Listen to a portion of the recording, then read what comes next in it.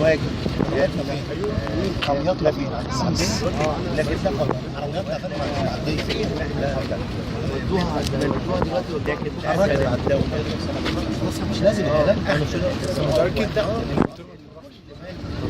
يطالب على الدم المصري فعلا هذا طبعا باسم لكن احنا متفقين ان ده ارهاب خسيس لكن احنا بنبني زي ما انت شايف احنا كنا النهارده كوبري في قريه الامل هنا امل نبني طبعا الواحد راجع يعني المصريين هذا الامر ده لن يهزهم ولن يريحهم.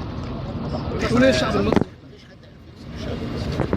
يعني دي موجه من الارهاب بهذه الموجه مصر مش بس عشان مصر عشان مصر والعالم كله ولكن يعني انت شايف والدوله المصريه مستعده لمكافحه هذا الارهاب. الشعب المصري قبل الدوله المصريه الشعب المصري بيدفع والروح المعنويه ولن يحبط يعني يعني زي ما بقول احنا عارفين طريقنا مكملين متوكلين على الله ومكملين. اخيرا يا فندم الرئيس السيسي كان حذر من هذه الظاهره ومطلوب دعم دولي واقليمي لمكافحه هذا الاجرام الارهابي.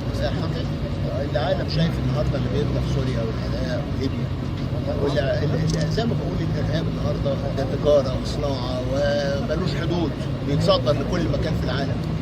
كل مكان في العالم اذا لم يكن هناك فعلا استراتيجيه دوليه لمواجهه الارهاب بيدور اي مكان في العالم.